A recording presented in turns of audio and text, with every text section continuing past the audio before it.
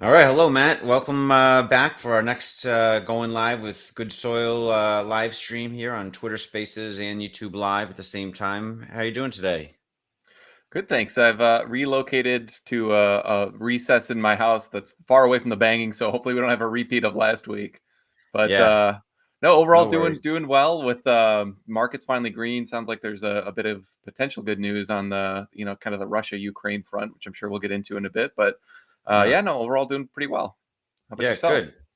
Good. Yeah, I know what it's like. I think I did a couple interviews almost a year ago exactly when I got the solar roof put on my house, Tesla solar roof. There was lots of banging and hammering for like 2 or 3 weeks. They had like a team of people ripping off the roof and prepping it for the solar glass tiles and stuff. It was a pretty manual, highly labor intensive experience, but it's well worth it when we did that. But I remember I did an interview with Dave Lee and Brett Winton at that time, and there was a lot of banging. So I had to keep muting myself selectively and pick times to unmute myself to talk, and it would be banging.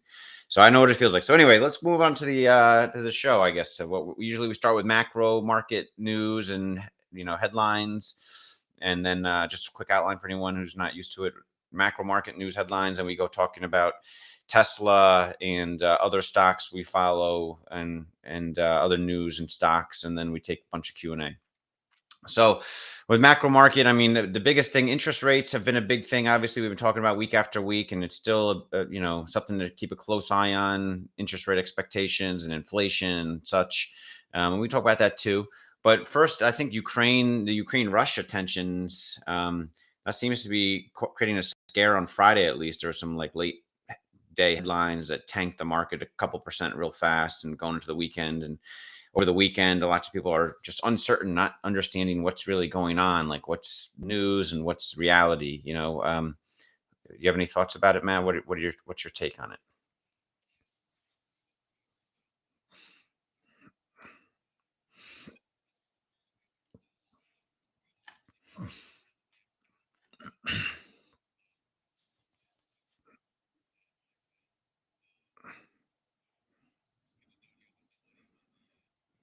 Okay, I hear you fine on Twitter Spaces, but the YouTube, Just switched my microphone again. Alec, let me know if that's all right on the it's YouTube good stream. now. Okay.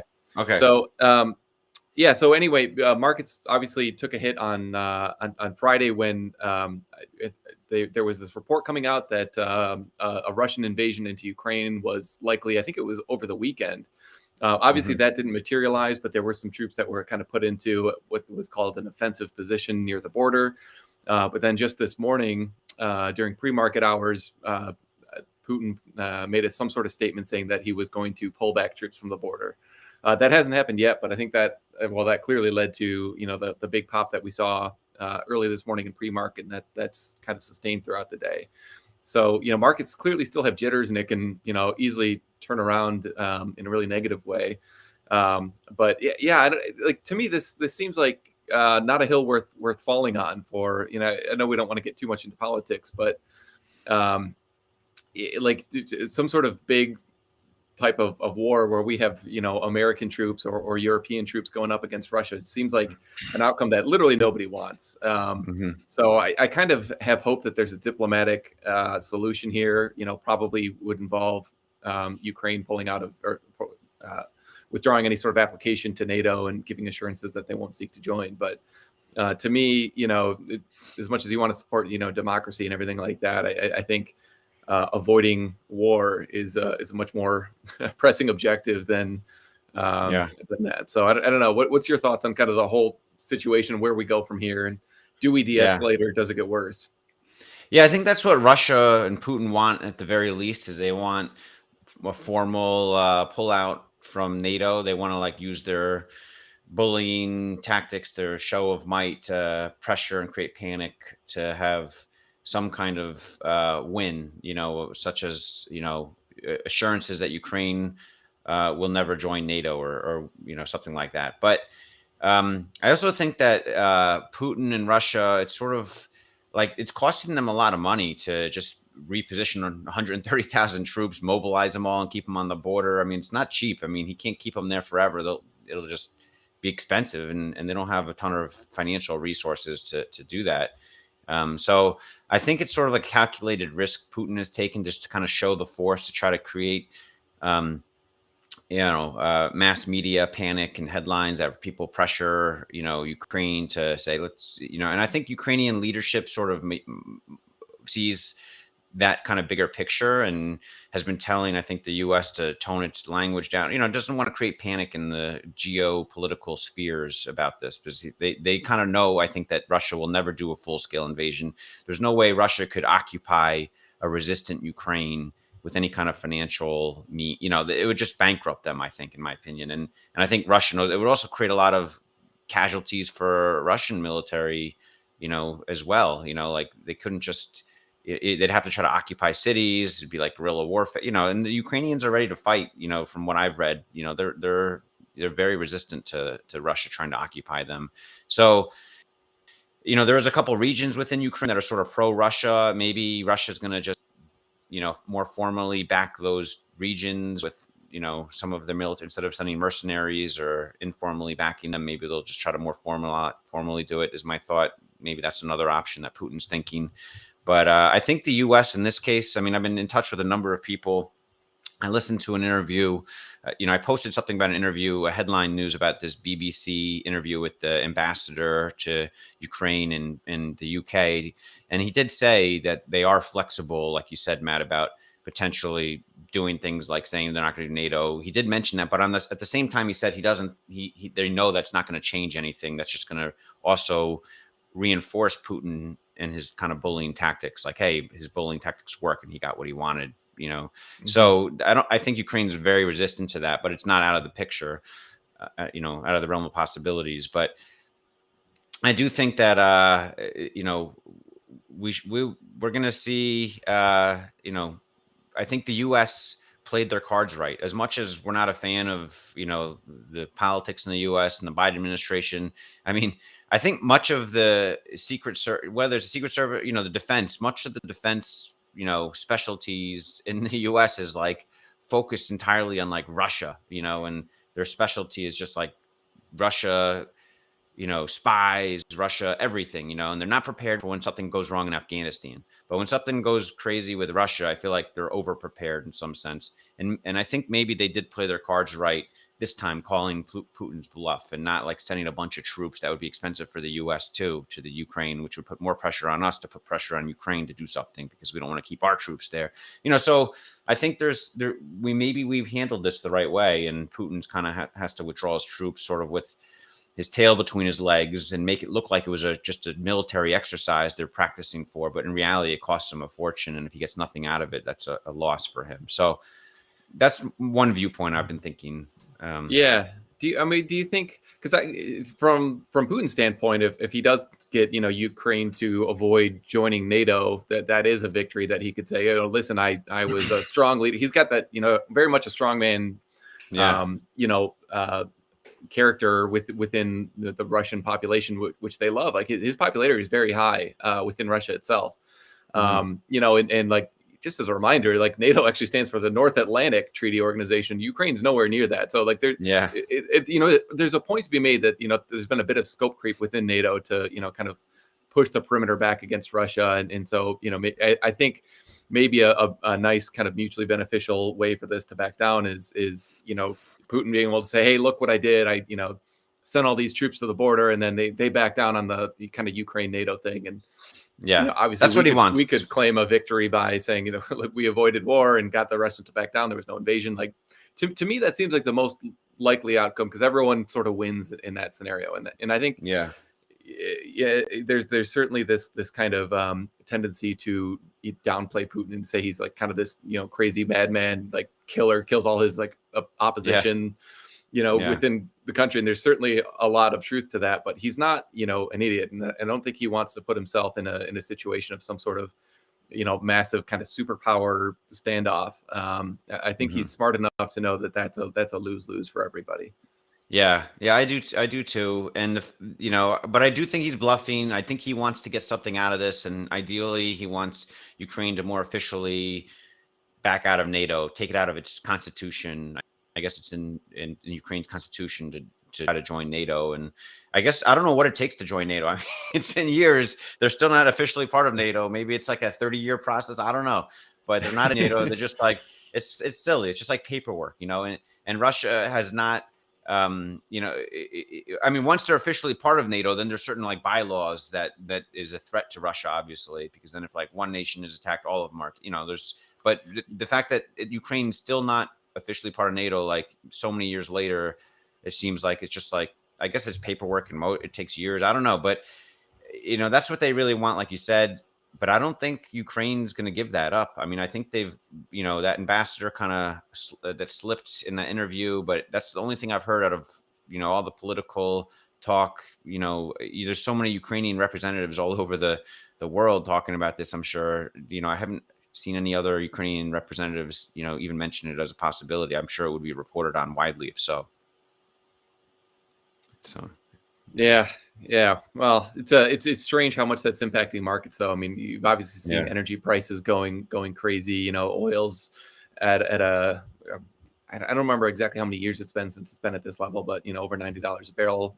Natural gas is over $4, and so I think if this really great news for those products, which obviously kind of helps the inflation story. I know, energy products are typically excluded from like the CPI print, but obviously, oil over 90 and, gas over $4, natural gas over $4 doesn't help anyone's kind of energy bills. So, but and although Germany that's actually a good thing for interest with the energy, they have a big pipeline with Russia they depend on. And so there's a lot of, it's pretty complex. It's like we're trying to take a crash course on what's going on here in the last couple of weeks, but you really have to depend on people who've been studying the situation for years, and it's hard to know which ones, are the most signal bearers versus just noise and biased, Yeah. So, all right. I mean, I guess we talked about that a lot. Well, I mean, hopefully it's the last time we talk about Russia, Ukraine. Hopefully this thing cools off. It's expensive to keep this kind of exercise going for Russia, obviously, and it's tiresome for the whole world to keep talking about. So I guess the inflation, I mean, there's been there's this theory of the supply chain and inventory, convexity, unevenness from the COVID disruptions kind of being the main catalyst for inflation. And that theory sort of makes the most sense to me. I mean, I know Kathy Wood has touched on it a few times, and we have an actual interesting macroeconomist coming on to interview, later in the week. We'll release maybe over the weekend. To talk, who's kind of specializes on this stuff, and we're going to talk to him. What do you think about that theory, Matt? Do you think that's like in terms of inflation, do you think if that theory is true, then you would think that as the COVID kind of disruptions wind down, which is clearly winding down now, that within a couple quarters, supply chains and inventories would sort of get back to some sense of normalcy, maybe 3 quarters at most. I don't know. It's slow reacting a lot of times, this stuff, but that would return inflation back to the historic norms of like 2 or 3%, let's say, or 2% instead of 7 or 8%. What do you think about this whole theory? Yeah, so just for those who maybe haven't heard it before, the idea, Nassim Taleb had a great kind of video post on it back in November. But the idea is, okay, let's do the supply chain is kind of handled to do 100 units of goods each year. Then his example is, okay, well, in 2021, or I guess let's just call it 2020, basically in the midst of COVID, a lot of that supply chain, demand fell drastically for a lot of goods. Then in 2021, with a lot of the, kind of spending and people just saying, okay, actually, I need to, get some of this inventory built back up. There's kind of a huge influx in demand. So rather than $100, per year of demand kind of running through the supply chain, all of a sudden it's 0 one year and then it's 200 the next. And the supply chain obviously can't handle that kind of, shock to the system. You can't just, 2x the number of cargo ships and, the port unloading and the truck drivers. So, clearly that's kind of like an academic example. It's not, nearly that black and white, but it does seem to me that you had a lot of kind of backing off of buying, at least for certain goods during the pandemic. And then kind of a rush in the last 6 to 12 months of buying a lot more of those goods, or at least ordering them. And the supply chain clearly is overwhelmed. I mean, all the reports from everybody who's involved in, any aspect of the supply chain is that, like, it's a completely unprecedented time period. I do think that kind of fragility or the convexity of the supply chain is a real thing. Now, is it the main driver of kind of the inflationary pressures that we're seeing? I'm not convinced of that, but I think it's definitely a contributing factor, to be sure. And what I do believe is that there's been a lot of potentially over ordering, but at a minimum, higher levels of kind of orders coming into the system than will be sustained over the long term. So as kind of inventory levels start to, they've been at near historic lows for most products, for lots of products. And so as those inventory levels begin to kind of creep back up to more regular time period kind of levels, I think that will be a natural kind of deflationary force, because then you won't have nearly as much ordering coming into the back end of the ordering process for supply chains, which will draw down prices for container ships and for logistics and port unloading and all that. And so that should create a bit of breathing space in terms of prices for them to kind of get back down to normal levels. But the other thing I find kind of interesting, in looking at some of the macroeconomic detail, which, again, I'm really looking forward to this conversation we'll post later this week with someone who's very well versed in this detail. But that, people talk a lot about the M2 money supply just exploding over COVID. But what you've also seen is like a huge decrease in the velocity of money. So in order for inflation to be, really persistent, you only looking at the money supply is just one piece of it. But if that money supply is just sitting in people's bank accounts and they aren't, churning it within the economy, then you won't necessarily see a huge rise in prices. So as long as that, velocity of money kind of remains at these historic lows, I think that's going to do a lot to kind of offset some of the potential inflationary pressure that you could see just from increase in money supply. So the more I'm digging into the specific details of this, the more I think, we've got a very much like an inflationary bump right now going on. There's no doubt about that. But I think it's going to level out in the latter part of this year, where you've got stabilizing inventory levels. You've got people kind of getting back to normal spending patterns without their stimmy checks coming in, and I think you'll see just a resumption closer to that 2 to 3% annualized rate going forward. But what are your thoughts? Yeah, and I agree. I mean, I think the best analogy I've seen for the supply chain inventory disruption with COVID is sort of like, if you think of it as like the economy as like maybe like a restaurant, and normally people are going in for breakfast, lunch, and dinner, and maybe coffees between, or snacks, whatever in between. Normally there's like a flow that the restaurant's prepared for and set on, but then COVID happens and no one shows up for breakfast or lunch, and people are saving their money at the same time, or maybe they're getting more money through government printing money, giving out money, whatever, but they're saving it. And then all of a sudden COVID's sort of like ending and everyone's hungry and wants to spend all their money at once at dinner time, and they all come at once, and they, put the restaurant doesn't have the labor. They don't even have the supply to feed everyone dinner all at once. And so what's going to happen? Well, they're going to, if in a real free economy, obviously, if they could react quickly, they just raise prices to price out more people so that they could feed people and maximize their revenue for that time frame of dinner. So it's sort of like, that's sort of an analogy to the economy in some ways. That's what's spurring the inflation. So now what happens the next day? I guess that's where we're at. Like, what's happening the next day when the restaurants open again and there's no, COVID's over and people are going to start coming back breakfast, morning, lunch and dinner. Do they revert their prices back to what it was, or they kind of keep it at a higher price, everything, because it's harder for them to revert prices back? And what happens? I think there's kind of a mix maybe. So I think we're kind of stuck in this like, gray area where we don't really know if, the discounts or whatever, not discounts, the surplus prices on low inventories, from the supply and demand imbalances are permanent, or if it's going to come back to kind of normal pricing and inflation will subside quickly, or will inflation, kind of take a while to subside because prices are now more permanently just higher for everything, and people just have to adjust to that. And that's going to really hurt, the lower income and, middle class a lot, especially because their wages probably are not going up 8% on average over the year. So Yeah, they're definitely not. Yeah. yeah. So it's a big tax on, Thomas Sowell had a good quote I retweeted not long ago, but inflation generally is a really unfair tax for the lower class, especially. So, Mhm. that's where it hurts the most. And yeah, we'll just have to see what happens in the next few quarters. Yeah. Yeah.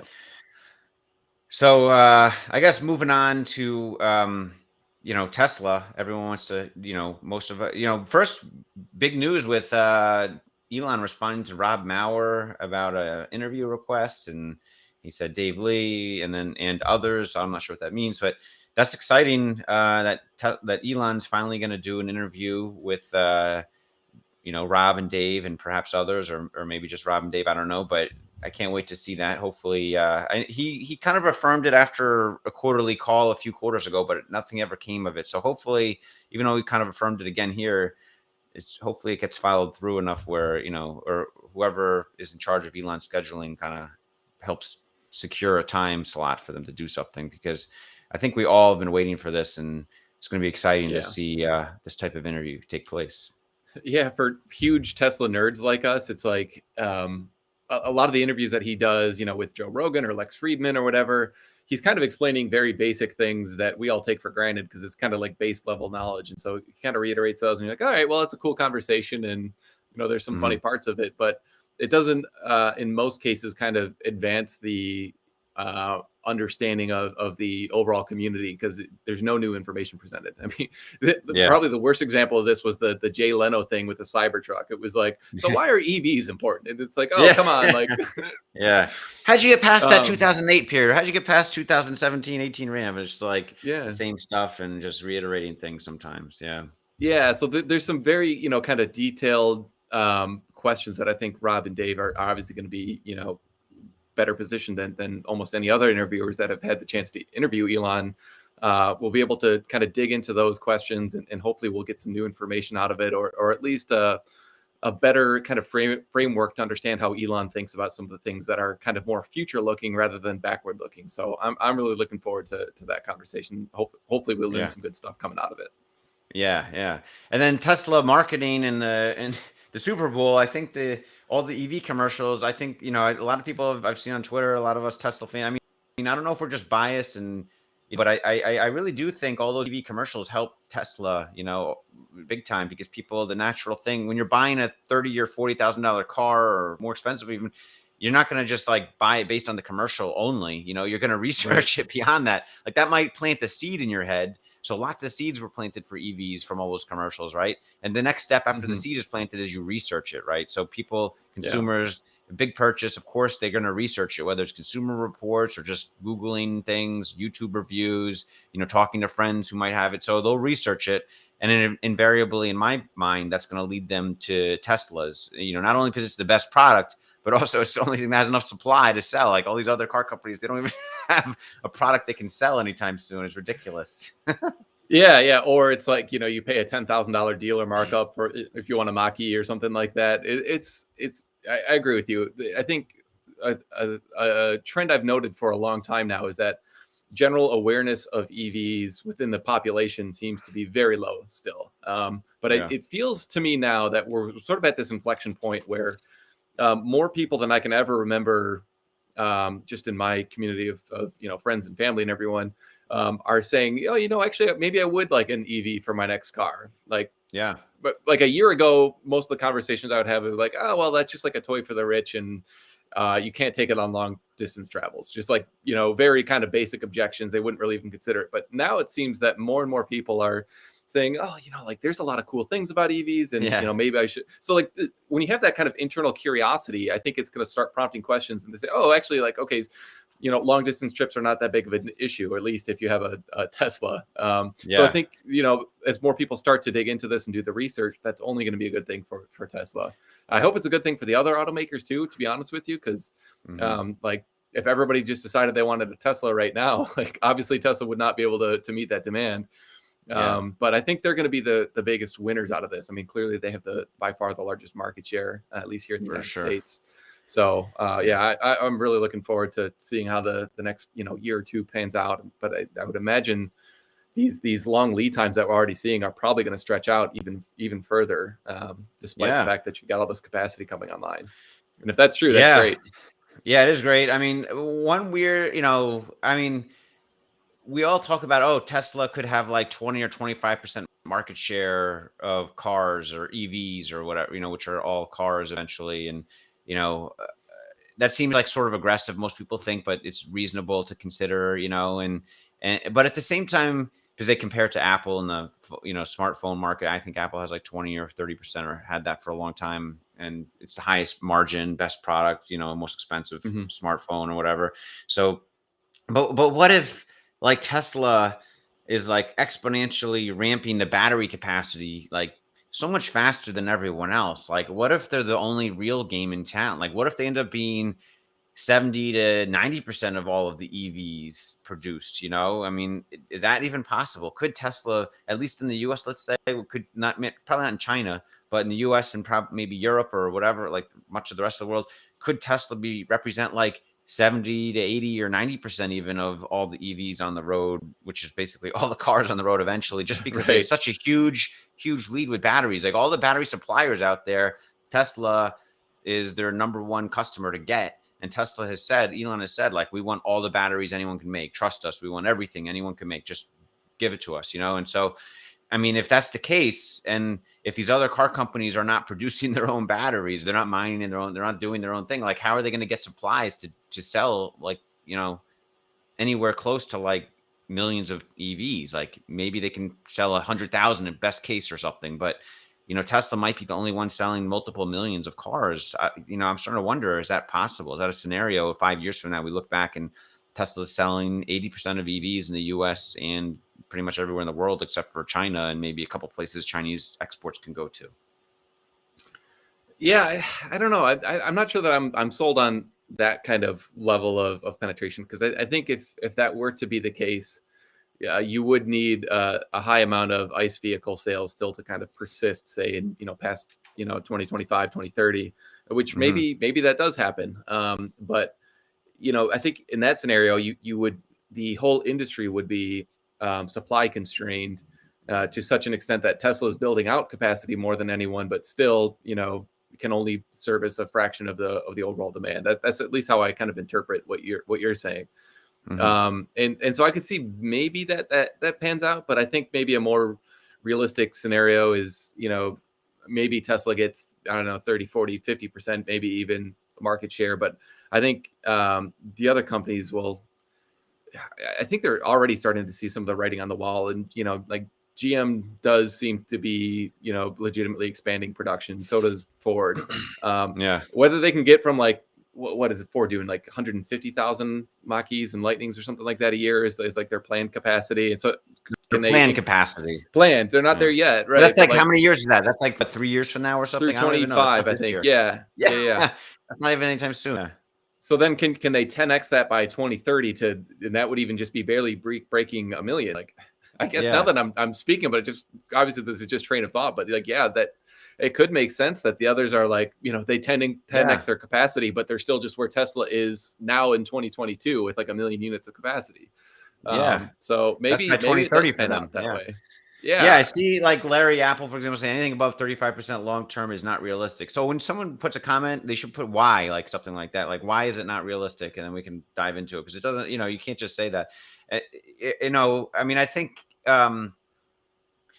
it is realistic because I can't think of why it's not realistic. Put it that way. Like in if you look at the Tesla battery supply, like where the gigawatt hours they're producing of batteries, like they have like far a huge lead across, there's some main suppliers out there supply, CATL is huge, and we're going to talk to another guy who's like got a huge, he claims to really have a good beat on CATL and their manufacturing capacity and Tesla's ability to ramp up battery supply in China especially. So we'll talk to him soon and we'll have that recording out. But it just seems like Tesla is eating the world with in terms of battery supply. Like I just I don't know. I see a scenario where Tesla is just taking over the majority of the world's battery supply. If you take out the other Chinese EV producers, let's say, I feel like Tesla could have like 80% or 70% of the world's battery supply. I mean, the other Chinese EV producers could be huge too in their own right, but they're going to be focused primarily in China for a while.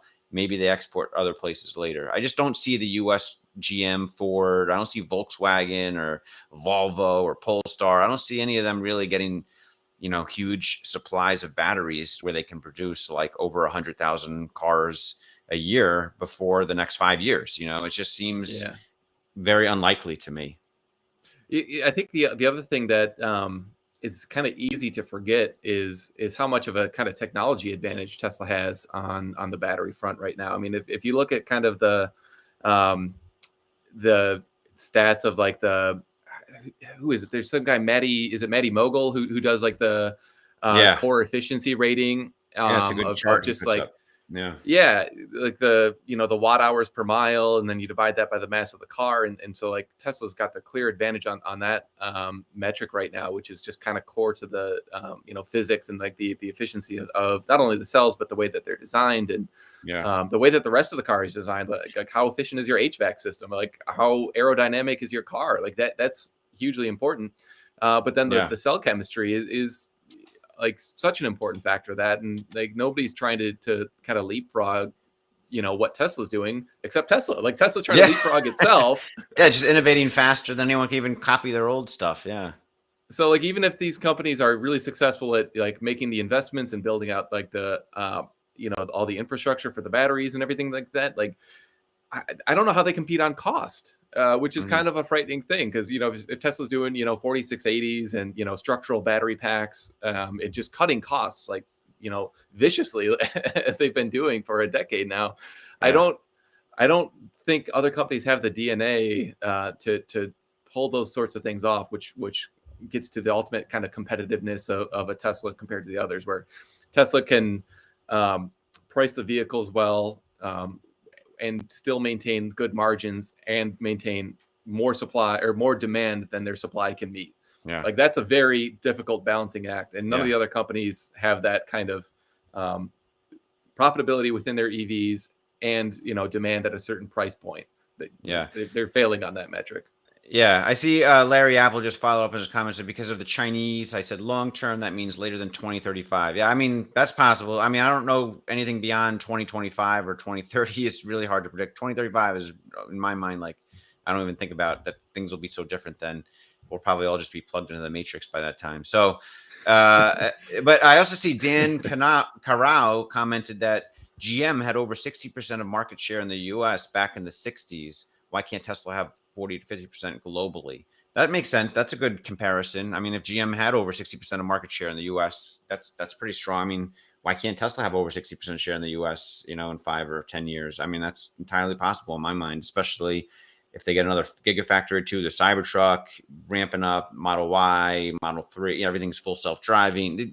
What if they do have that 5-year lead with full self-driving? Like that's just going to be game over, really. I mean, that changes the economics of everything. You can't compete if you can sell a $40,000 Tesla with full self-driving. Now, obviously, they'd price it higher than that, but like, if you can 5x the utility of a vehicle, then I think that is game over for everyone else. I mean, it's just so hard for us all to wrap our heads around. All of us Tesla bulls, and we're really just becoming a Tesla echo chamber at the moment. We're in this 5-minute chat here, but it's so hard for us all to wrap our head around the immense, advantage Tesla has and will have with full self-driving. Even without full self-driving, if you discount that completely and say Tesla has no advantage and it's not happening anytime, Tesla still has a chance to get like 40% plus US market share in 5 or 10 years, but with that, I mean, you just can't really comprehend what's going to how successful Tesla can become. So, 1 trillion market cap now, that's, that seems very more than reasonable to me in terms of, a lot of people think it's expensive, but just the sky is the limit for Tesla in many ways with full self-driving coming to fruition. So I guess we'll move on real quick to the Starship presentation. We haven't talked since that. Let's talk quick thoughts about that, and then we can take a bunch of Q&A. And I guess, what were your thoughts on the Starship presentation, Elon Starship? I was a little bit surprised, honestly, that there was not very much new info. I mean, it seemed to be kind of similar to, was it like 2016 or something like that? He gave the first, Starship kind of presentation. So a lot of it was, just kind of a, why do we need to do this, and how important is it to have like a fully reusable um, and rapidly reusable vehicle? And it'd be like tossing away an airplane and what that would do to your cost. So it seemed like the majority of the presentation was kind of around stuff that wasn't necessarily new info. But I did really like some of the details on like the Raptor. That's obviously Tim Dodd had a great question on that, because that's been such a choke point. He was even saying a couple months ago that if they don't figure out Raptor production, then it could bankrupt the company essentially, which seemed like a stretch, but looks like they've made significant progress on that. The Raptor 2 looked drastically simpler. Sounds like they've got one major issue right now, which is kind of melting around the choke point. So yeah, I thought it was interesting, but wasn't necessarily kind of chock full of all the new details that I would have liked to kind of dive into. But what were your Yeah. thoughts? I guess the biggest takeaway I remember from it is during the Q&A, where someone asked him, like, if the FAA or their environmental agency in Texas doesn't approve them next month or whatever with being able to launch this, what are you going to do? Is that going to be a big problem? And Elon did say that they are fully approved for Starship launches in Florida, Cape Canaveral, and it would be a little bit of a hassle, would delay them, their whole thing a couple months, but they could move everything over there if they don't get the approval. So that was a good, because that was the one big risk I had in my mind, is like, who the heck behind the scenes could be lobbying to delay Starship in Texas further? There's going to be people that just don't, I've seen articles that says like NASA is scared that defense, contractors are scared to death who have been working on other things that's going to become obsolete as soon as the Starship takes off. So there's a lot of lobbying efforts behind the scenes, I bet, trying to delay the Starship, just like in Giga Berlin. We see all kinds of things behind the scenes delaying it further. But I think that's going to be happening to the max in Texas too. But Texas, hopefully they're, he said they have just the right amount of rules and laws or regulations or something. It was an interesting comment. So he must have more information to know, like, feel somewhat confident that they'll get the approval. And worst case, though, in my mind, was that, could get indefinitely delayed, just like Giga Berlin or something, and that would be a pain in the butt for SpaceX. Maybe they have to wait till the next Mars Earth super cycle or lineup or whatever 2 years later to get their first mission off than they otherwise would have had to if this gets delayed. So the fact that he said that they're ready to move everything to Florida, worst case, I think he's serious about that, and they would, just like he was serious about Tesla moving its headquarters out of California, and then they did, so Yeah. that could be a real possibility, but it's not as bad as if they didn't have somewhere else to go. So I like that kind of de-risked the whole SpaceX Starship plans to me to a large degree, which I felt about. The other thing that I thought was really interesting was the cost per launch. I think to get the 100 tons to deep orbit or 150 tons to lower orbit from Starship was between like $1 and $10 million, in that range, that order of magnitude range, and maybe closer to 1 million eventually. He said something like, but maybe a few $1 million to get that Starship, 150 tons, move it.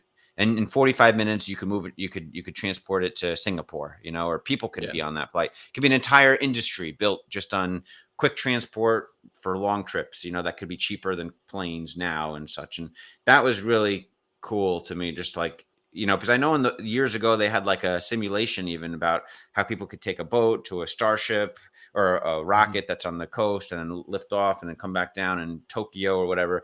I hadn't heard much about that, and it's been like 5 years ago or something, but I haven't heard much talk about that or much development on that. But it sounds like that's still in the cards for SpaceX to potentially do something there. It was pretty interesting hearing him talk about the kind of the majority of the launches will be these 20-mile offshore rigs. And so that's, if that's the case, you kind of can imagine a scenario where you've got like a hyperloop or something like that, which connects the vehicle. Because if you can go from Singapore to, New York or whatever in 30, 45 minutes, but then you've got like a 2-hour boat ride to get back to the shore. Like that seems kind of crazy. But like if you're going 20 miles at, on a slow boat, it could take that long. So it'll be pretty interesting to see if he kind of folds in Boring Company to handle some of this, kind of connecting the shore to the offsite rig. So I thought that was interesting. Oh yeah. I see one of the comments in here though about Krishna asks if I lost the question here. Sorry. if the vehicle, the Starship costs are like really that low, like $1 to $10 million, can Rocket Lab's Neutron actually compete with that cost structure?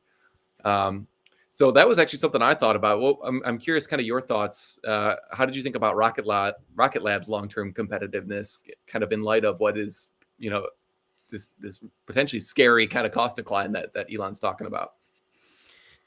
Yeah, I mean, I think Rocket Lab is still gonna. I mean, we're talking Starship 10 years out. I mean, Rocket Lab, we're talking. We only know what's going on like 2 years out, so it's hard to. Obviously, SpaceX 10 years out is going to beat anything Neutron and Rocket Lab does 2 or 3 years out from now, right? So, Hmm. it's hard to say what SpaceX, Neutron. I mean, Rocket Lab and Neutron will be 10 years out from now. Maybe the same time that Starship's transporting people all over the world. So I could see, I think Peter Beck has mentioned Neutron as an option for transporting people too, initially Yeah. not, but I see them as, 2 or 3 years behind SpaceX in a lot of things, some different designs, and maybe there's some advantages to some of their designs.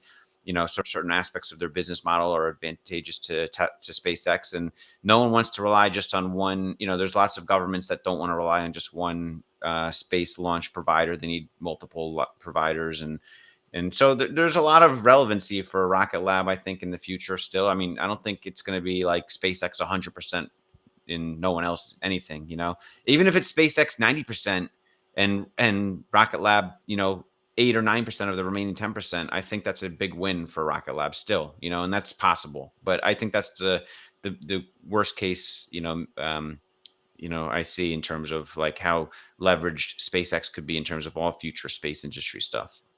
Yeah, I completely agree with that.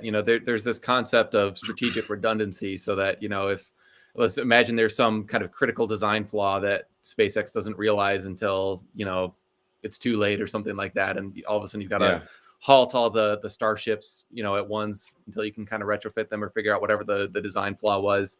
That's when having a backup vendor is critically important. So countries in particular, like, if you've got defense critical satellites you want to launch, you absolutely want to have multiple vendors. And so you see that now with NASA and the Defense Department kind of prioritizing multiple different launch providers. So I think you'll have that. But the other kind of long-term, more relevant factor, I think, in my mind is, SpaceX is very focused on kind of Mars and seeding that colony, whereas Rocket Lab is very focused kind of inwardly on Earth. And so I think that their long-term focus is let's provide satellite constellation based services back to Earth. And so in order to do that, you need to be an excellent launch provider. But that's not the long term ultimate goal, is to kind of compete in providing launch services and getting some sort of scale and cost edge there.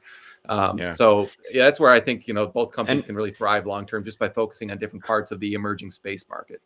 Yeah, and the next, in line to become a private launch provider failed once again last week at Astra. It just further solidifies how special Rocket Lab probably it really is. Anyway, let's move on to Q&A. We got about 15 or 20 minutes for Q&A. Maybe Alec will, I know people submitted questions. Alec will put some up, and we'll just kind of get through a bunch of these. Next week, we'll talk more about Roblox. Obviously, they'll have their earnings tonight. We're very keen on that, and we'll probably post some kind of responses or thoughts on Twitter anyway, but we'll talk about it next week too. So first question, what's your take on the future Rocket Lab share dilution?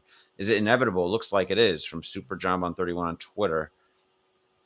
What do you think, Matt? I mean, I personally don't think it's inevitable. I think they've raised a ton of cash from their SPAC, and they've bought some SpaceX service, and some space service, some small space companies already. I mean, they're using the cash, but I mean, what do you think, Matt? Yeah, they can do a lot of that actually with kind of with stock-based deals, which you could call dilution, but just running the math on deals like that, it's not actually dilutive unless there's less earnings power on the acquiring company than with Rocket Lab. But I think Lemonade like when Lemonade acquired Metromile, for example, right? Yeah, that was a stock-based deal. It was I think it was like 19-to-1 share ratio, and so that's a very common thing to do, which I think Rocket Lab can do. But actually, just in terms of when we were doing this modeling, we were looking at all the outstanding warrants, and we were expecting those to be a lot more dilutive than they ended up being, just because we kind of presumed that they'd be redeemed kind of closer to 2025, 2026 at a kind of deeper in the money position than they ended up actually being in. So I forget what the exact ratio of how those warrants convert into common shares, but it's drastically less actually than we were initially projecting. So that actually, it's like, okay, we're coming up with a share price target, which is which represents a lot of upside from here, and we were using a higher dilution factor for those warrants than actually became the case. So in my mind, I'm actually saying, oh, there's less dilution likely than I was expecting initially when we kind of made this investment. So I'm not super concerned about it. Yeah. Next question is from Scott Opendries on Twitter. How would a worst case scenario with Russia affect your portfolio management in terms of selling, buying, etc.? Worst case scenario with Russia would be, I think it's more like, 1% or 2%, like some kind of like nuclear bomb goes off somehow, a radioactive thing happens somewhere in one of those controversial areas in Ukraine, for example, that are being, it's sort of like a civil war in a couple areas, not civil war, but just like a guerrilla warfare between Russian mercenaries and Ukrainian army. I feel like that chance of like something really catastrophic going off there is maybe going up from like 0.1% to 1%, let's say, with this Russia stuff lately. And, 1% is nothing to just ignore completely, obviously, right? But it's still like 1 or 2% chance that some real catastrophic event happens. Like, remember when the plane was shot down from one of those like Russian-backed, mercenary units there, and that was all 270 innocent civilians died on that plane. That was like almost borderline catastrophic, but like something, there was an accident, right? But why another accident could happen, could be much worse, obviously. And if that happens, it's too late to almost hedge your portfolio. The market's probably going to take a severe haircut, but you can't really hedge for that. I don't know what the haircut would be, whether it be 20% or 50%, but the whole market's going to gap down huge, and it would just be terrible for humanity in general. I think there'd be a major panic initially, but it's hard to really prepare for that. What do you think, Matt? Yeah, I think we're clearly taking macro into consideration a lot more than maybe we used to, just because it's driving so much of the market these days. So without going into too many specifics, I can just say, we have been trying to get a little bit more protection for, the potential that things, really deteriorate from here. But yeah, I mean, if you're talking about a worst case scenario, that's going to hurt everyone obviously quite a bit. So, and we think that we always try to look for asymmetry. So there's, the downside scenario in there could be quite drastic, but we also think that a lot of these growth stocks are being priced like value stocks right now. And so when you kind of sum up the probability weighting of all those different expected values that we calculate when we're projecting forward, we prefer to be a little bit more long exposed at today's prices than kind of preparing for a worst case scenario and trying to hedge on that. We think the greater expected value is to be net long with a little bit of hedging in place. Yeah, I would say that's true. Yeah. Next question from Pekatalawaya on Twitter. In your past experience, what was the best ways to build conviction on a new investment or idea? I mean, obviously, you got to build curiosity enough to like really study it in your free time or whenever you get a chance, right? You don't want to just be put on a homework assignment to study something you're not interested in. So to get that curiosity, whether I have a natural curiosity, like I've always liked new technologies and new stuff. So, whether it's, the iPhone or Tesla or something new, I'm interested in like Matterport and their 3D, their LiDAR, mapping stuff, so I've looked at them a little bit. I haven't invested, we haven't done much or really anything, but, there's like new technologies that I get naturally curious about. And that's like a first step for me personally. And then if I'm personally curious, maybe I'll try the product myself if I get a chance, or maybe I'll invest a little bit of money into something too after that. And if I invest a little bit of money, just it encourages me to look into it even further, and then I'll invest more money. So that's sort of step by step how I build conviction over time, I would say. That's how it's worked for me in the past. I don't know. Matt, what about you? Any ideas? I would actually take issue with the question. I don't think the goal should be to try to build conviction. Mm.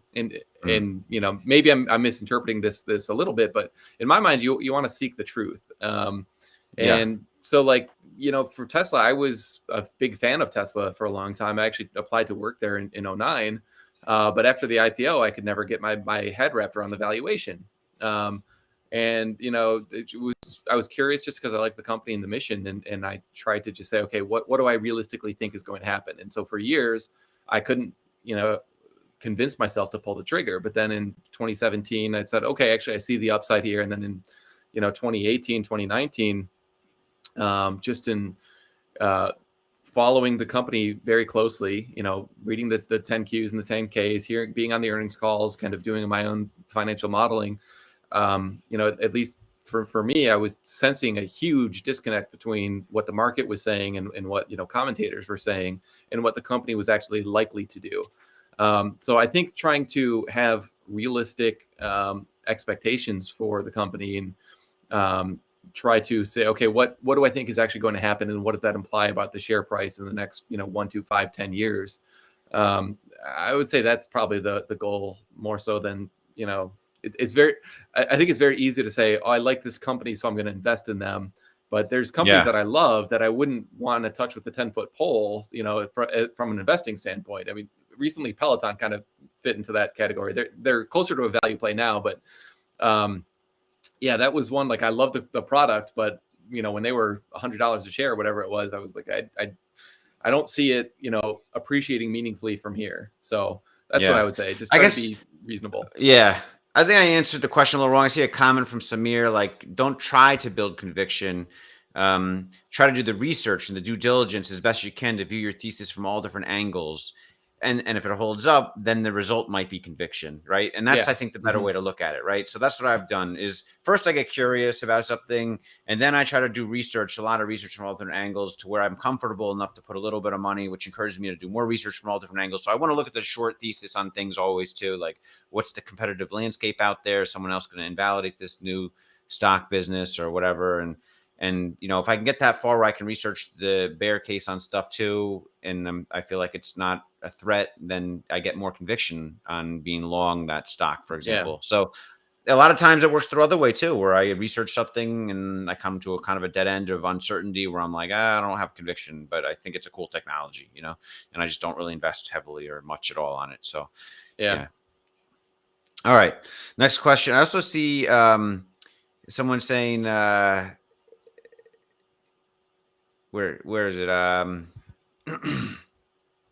Something about space, Virgin Space. So I guess they're up 30% today. Wow. And I think they're taking reservations for space flight, and somehow that's caused the stock to go up like 30%, which is a big deal, like up $2 or $3 to like $10 something cents.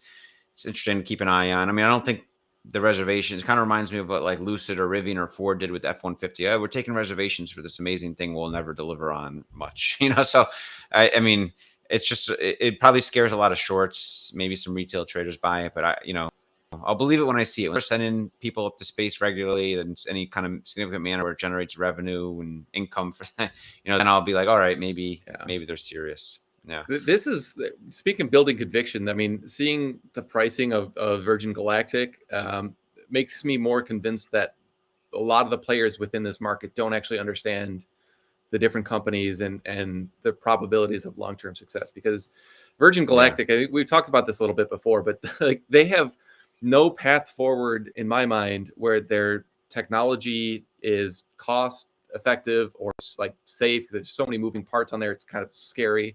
Or that their business really scales to the point where it can become profitable. I mean, if you look at the market and the pricing that they would need to have, the math just does not work, at least to me. So the fact that like reservations for something that's inherently uneconomical can move the stock 30%, that says, okay, I do think that I have a little bit of an edge, at least in the understanding the space here. And so to me, that's a way to build conviction, is when the market makes kind of irrational movements like that. The best thing Virgin Galactic or Virgin Space has for them going for them is first mover advantage on what was perceived as a pure space play in the public markets. I feel like, and the coolest ticker for that, SPC. Oh That's the yeah. best thing they got going for them. After that, I don't think they have a whole lot Yeah, of well, you got like advantage. big names, like you've got Chamath and Branson, and so That's like true. there's a little bit of Yeah. that natural hype. But when you kind of peel Yeah. back the onion, it's like they've got their technology so much worse than Rocket Lab or obviously SpaceX, and Yeah. like the idea that you can be charging like $10 million for a 30-minute ticket, and like you're going to have demand that's at all meaningful at scale. It's just crazy to me. Yeah. One question I wanted to go on that I was looking at before is from Kushal. He said, have you looked into the claims about harassment and exploitations at Roblox? If they are true, does it change your outlook for the company? Yeah, we did look into it. We commented on it last week a bit.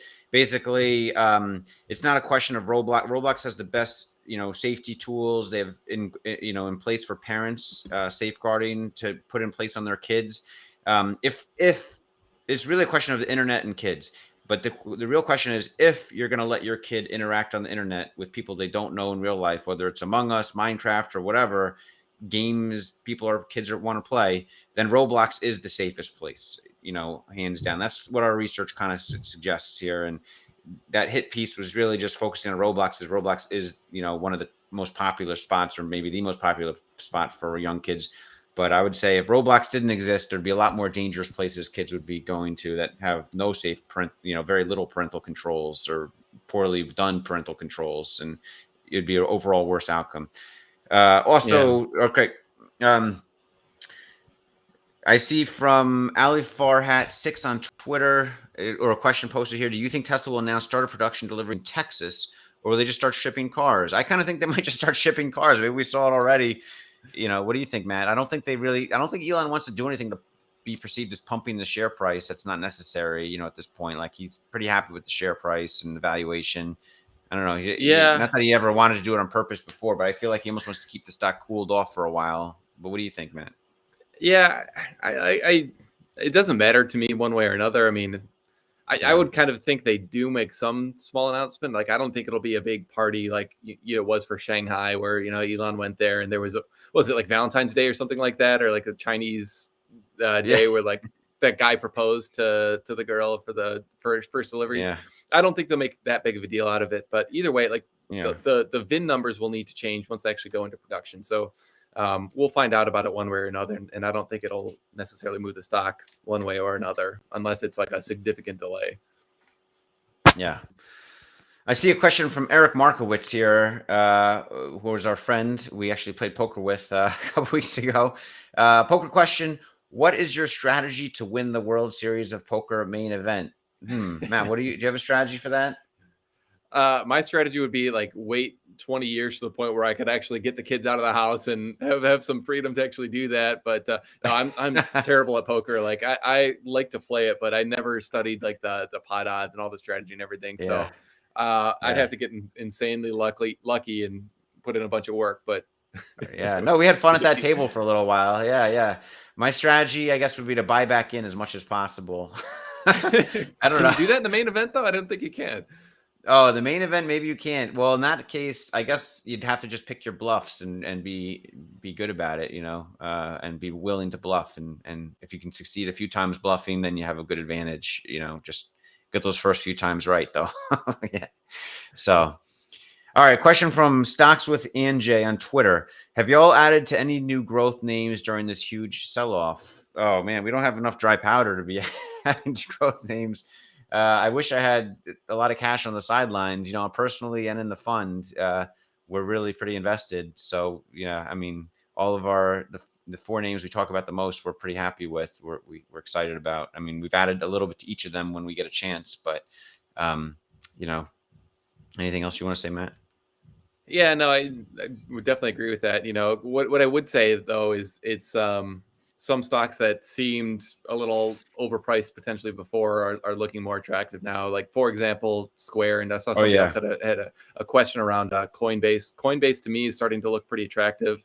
I forget, you told me their PE yesterday, Emmet. I forget what it was. Like 15 or something. 50, yeah, 15. like crazy low. Now, like, to be fair, the market is expecting their earnings will continue to drop going forward, and I think there's some validity to that thesis. But if you believe that they've got a decent chance of becoming, a platform for not just, earning, fees on the trading around crypto, but all the stuff they're trying to do around NFTs in the future and some more stuff on the kind of future crypto economy, I think they're going to be one of the building blocks of that, at least in the United States. And so they're starting to look a little bit more attractive. But no, we haven't added to them. I haven't added to them personally.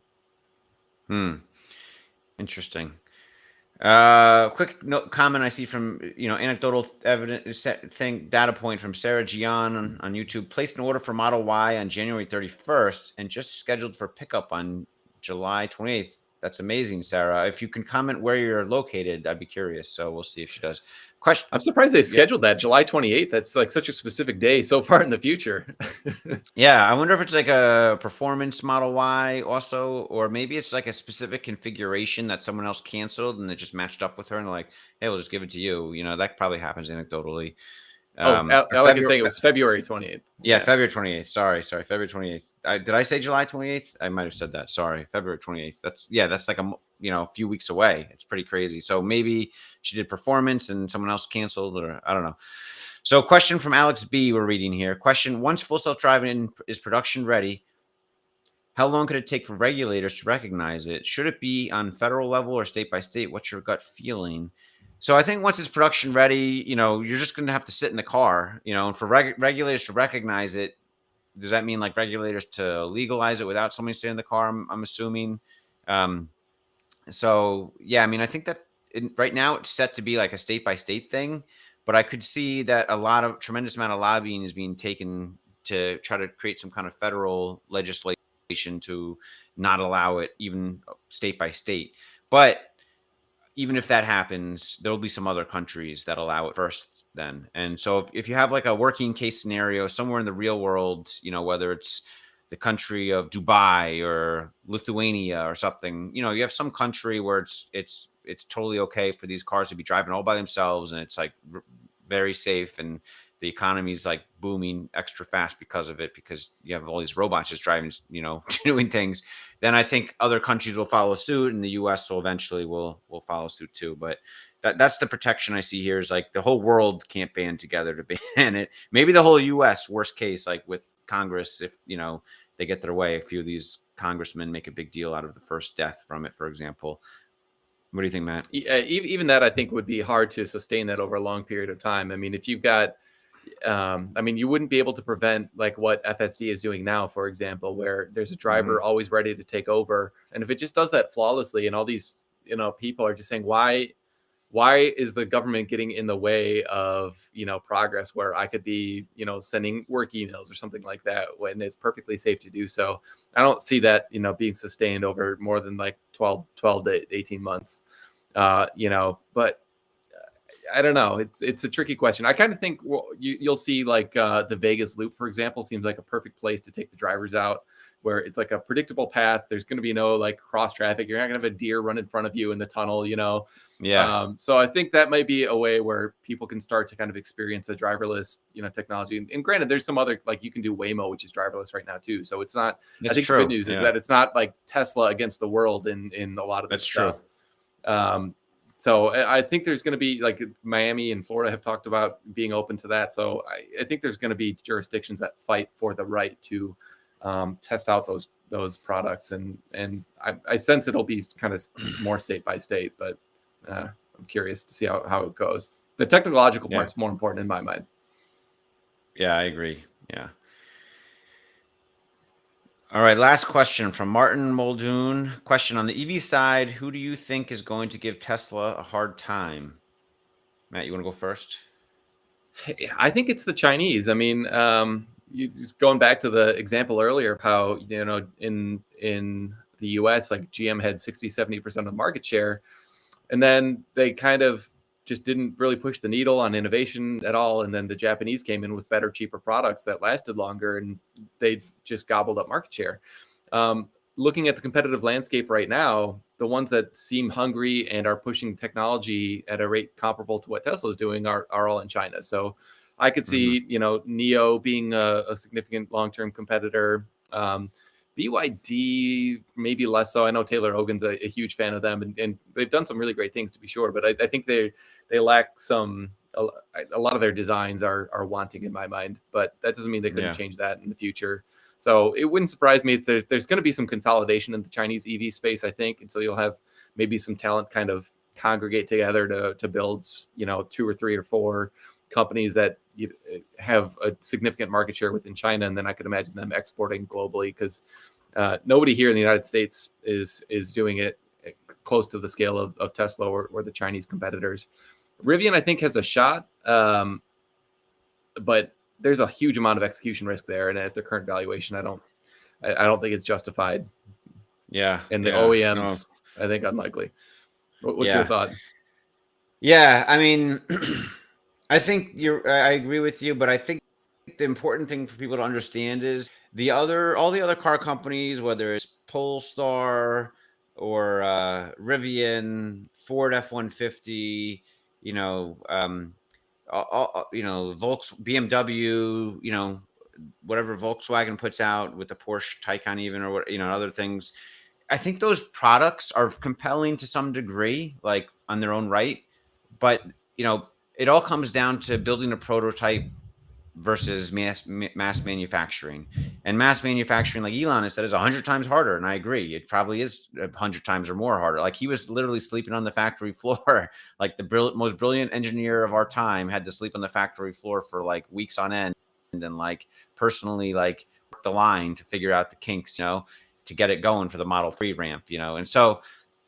And the Model S ramp was no walk in the park, and neither was a Model X ramp. All those ramps were very difficult, and the only other companies that show any success of ramping, their EV, capacity is the Chinese EVs. All the other EVs, they might have cool products, but I have no faith in any of them being able to build them in any kind of serious quantity, more than 10,000 or a few 10,000s per year. Like, to get to 100,000 plus per year, I think is very unlikely for almost anyone else outside of China, in my mind. So we'll see. I mean, yeah, GM could do the Bolt, which is a crappy car, or maybe Volkswagen can do the ID3, which is a crappy car, 100,000. But those are crappy. Those aren't really compelling EVs. But to do like a cool, compelling EV, whether it's the Rivian or a really cool F-150 or whatever they're marketing with the Polestar and all these other commercials, that are pretty cool EVs, if they're going to be a really compelling EV, I just don't see any of them producing more than, a few tens of thousands at most, if even that. So that's what I think. That's where I think the buck stops. Is China is going to be the next because of their manufacturing prowess and efficiencies and, competitiveness. Yeah. So yeah, great chat Roblox today. earnings after the bell today. Yes. I'd love to dive into that a little bit more. I think we're up against time though, but next week for sure we'll unpack some of that. There's a lot to look forward to. And one thing I just want to throw out there is I was looking at some of their past. They're obviously incredibly seasonal in December, when kids have a lot more time to play. I was just looking at the average bookings per daily average user and how those have spiked in Q4 over the last couple of years. And I found this one stat, which I just wanted to throw out there to you and everyone. So in Q4 19, their bookings per daily average user spiked by $3.37 over where it was in Q3. So it went from $9 to $12.37. And then in Q4, Q4 of last year, it went from $13.73 to $17.30. Wow.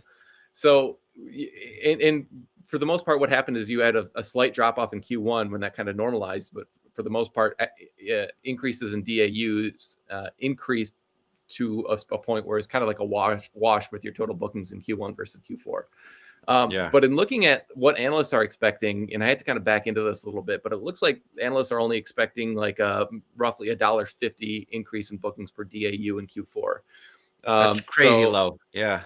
Yeah. And so they did disclose bookings for October and November. And so you've got, just 1 month that you need to kind of estimate if you're a Wall Street analyst. But to me, it seems like things could be setting up for a beat, not investment advice, but I'm very curious to see kind of what they post and whether these bookings do increase, like Yeah. we think there's potential that they could. Well, I'll tell you, my kids, they spend probably 10 or 20 bucks a month on average, but in December, right after Christmas, they got their car. They each spend over 50 bucks in like a week. That, it was crazy for all these gift cards they got. So it's going to be a crazy reporting. I mean, that's just anecdotal. I've heard a couple other anecdotes similar. So we'll see. But also, we have to keep in mind that I think they were hurt a little bit in the past because their daily active users geography is expanded to countries where it's like less affluent people, versus the US and Canada. Now it's like in other countries where, presumably not as much money is being spent per user. So the daily average bookings went down, and that sort of was a problem. But that was sort of kind of a fear, but we'll see. We'll see, I guess, how it counteracts with the increase in gift cards and such this December. Yeah, for sure. I think that trend is very real. That's going to continue. But I think the question is how much of a spike do you see from Q3 over Q4? And from what I can tell, it looks like the market is expecting a very muted spike this time around. So yeah. We'll see. Looking forward to after the bell. Yeah. Well, didn't you say there's like a 20% implied move in the stock from the options too? Didn't you say that? Yeah. So there was we were looking at Interactive Brokers gives you these kind of earnings announcements and expectations, and the implied move based on pricing in the options market for Roblox was, I think it was 20.3 or maybe it was 20.7%. So the market seems, implied volatility is at a premium right now for sure within Roblox. So I mean, you saw the crazy spike, almost 100% after Q3 earnings came out, then a total collapse after the November metrics came out. And so now I think the market's really not sure what to think about Roblox. So it seems poised to kind of pounce on momentum either way. So I think that one's going to have sparks no matter what they post tonight.